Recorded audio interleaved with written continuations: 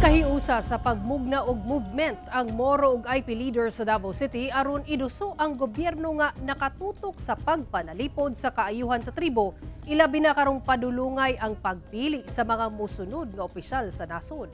Ani ang report ni Argil Relator. Pagpreserba sa kultura o gobyerno nga inclusive ug nakasentro sa kaayuhan sa katawhan. Kini ang pipila lang sa advokasya nga ginaduso karon sa mga Moro ug indigenous people leaders sa Davao City. Diyang ilang gimugna ang United Moro Indigenous People Movement kun UMIP. Usa ka social cultural movement ang grupo. Karong maabot nga eleksyon, buot nilang tagdon sa mga kandidato ang concern sa ilang mga komunidad aron dili sila mapasagdan. Our concern dito talaga, sir, is simula ngayon, this 2025 election, dapat, sir, masasali na yung mga concerns ng mga community. Yung mga kailangan namin na improve sa aming community, sir, hindi kami ma-left behind.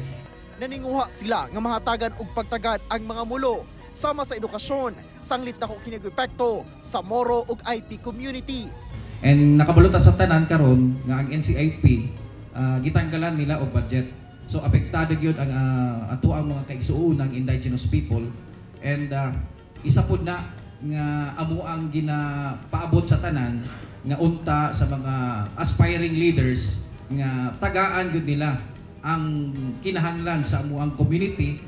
Giklaro nilang wala sila naga-endorso og kandidato, apan ilang paningkamutan ang pagduso silang mga advokasya aron ipahibalo sa mga sakop sa tribo ang angayan ng pagpili og mga kandidato nga mo'y mahimong ilang tingog sa gobyerno.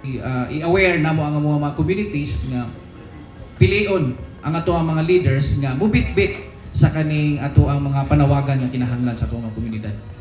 Buot sab nilang palapdan pa kini sa uban pang mga lugar gawas sa Davao City.